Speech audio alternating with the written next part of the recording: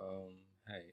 I've actually been saying I was gonna post this for a while and, you know, just put it out there as some form of encouragement for people or whoever, possibly is actually going through, something I've been going through for a while, but I want to believe I'm done with that.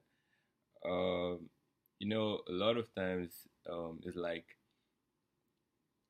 we kind of pray to God and we ask him for certain needs and desires that we want, and sometimes it always looks like we don't get exactly what we ask God for, and other times it might take a while and eventually you get it. And the real question is, what do you do during the process of you waiting from the period where you ask God for what you need, and when he decides to answer you or decides to grant your request?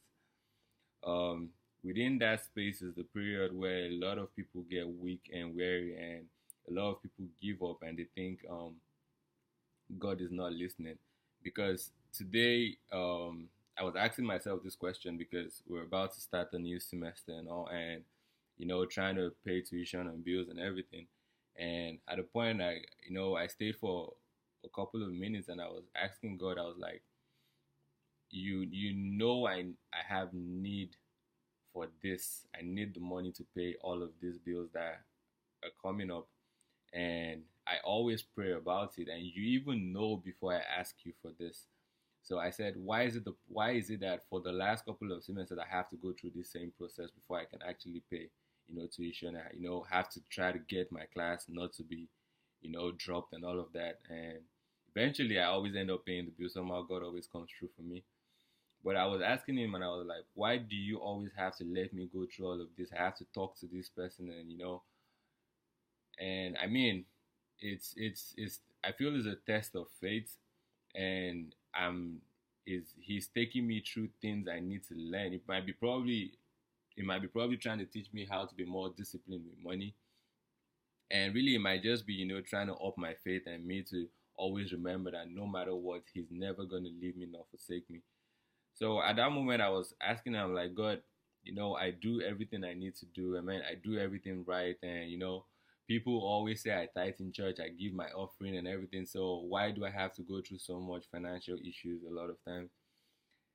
And the feeling I had in me, and, sometimes I always say it's God speaking to me. He was like, have I ever not taken care of you?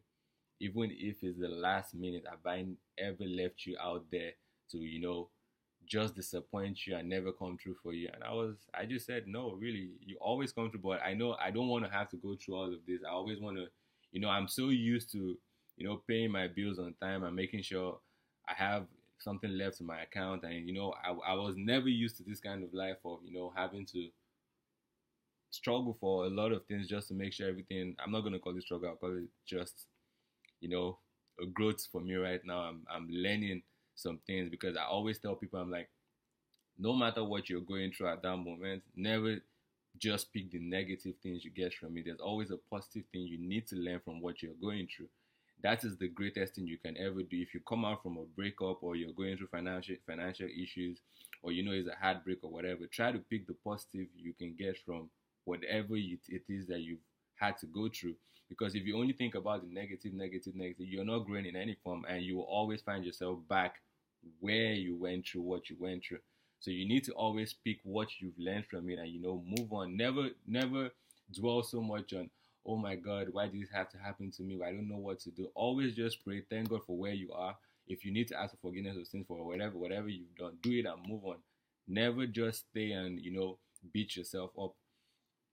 So I asked him that question and he was like, I've never left you out there. I mean, I had a plan on how I was going to pay all the bills, but somehow it didn't work out the way I wanted it to. And I was beating myself. I was like, I was so sure this was going to work out. Then this also brought me to the part where I know a lot of human beings today, and so many people have told me, whenever they pray for me and everything, they're like, I need to depend more on God, depend more on the Holy Spirit and all of that. Because a lot of times I'm used to seeing a problem, and I think it's just a mind thing.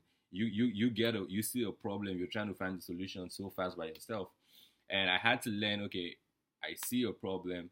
Before I think about, going about getting a solution for myself, I first of all have to pray. I'm like, okay, what should I do, God? What's the next step you need me to take? And I had set out a plan. Okay, this is how this bill was gonna be paid. This was how this was, and eventually everything just got messed up. And I was like, God, what do I do from now? Because this was what I thought was gonna happen, but this is what is happening now. And thinking about the way we live our life is, we first we get a problem, we go about doing it our own way. Then when it doesn't work out, we fall back on God and we're like, okay, God, now I need you. Whereas it should have been the other way. You get a problem, you speak to God first of all, and He will give you a good way to do it, so you don't have to, go through the issue. Like it's like you having double problems for a problem that was just one. Now you eventually start having it in two ways because you've tried a way to solve it. It doesn't work, then you have to go round again the same mountain. Like, hey, God, now I need you. What are you gonna do to help me? So He was trying to teach me that, and He was like, yes, this was what you planned, but I have a better way for you. And trust me, I haven't seen the way He's trying to, provide a solution to what I'm going through, but I know He has a plan. So, I came back home today and I was like, you know what, I just knelt down, I prayed, and I read my Bible, and I was like, you know what, God, I surrender all of this unto you. You know what I need. I'm not gonna, try to go beyond myself and, struggle so much. I have to figure this out myself. You've always, granted me favor with people, and, favor, even you've made a way, days where I never thought I was going to be able to make it. You always just open a door for me and you found a way for me. So, and don't always feel bad. Some people are always like, I'm not, worthy enough to be in the presence of God. I feel God doesn't care about me because of what I've done or what I'm going through or the sinful act I've done. No, He never really cares about that. If there's anything I know, God cares so much about those who are even in sins. Because if you're so perfect and you're righteous enough, then you don't even need, for me, I would believe you don't even need to be here. You don't have any problem. You don't need God. You're so perfect. And so, because even Jesus Christ was tempted, so who are we that we cannot even be tempted? It's just how you deal with the temptation that really matters.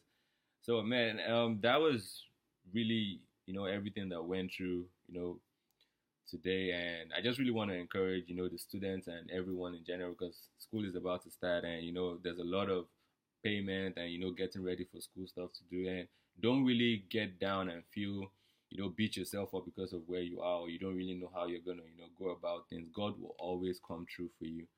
So I hope I've been able to bless people by this today. It was just a form of encouragement, and I know somehow I pray God just should be with everyone and bless you.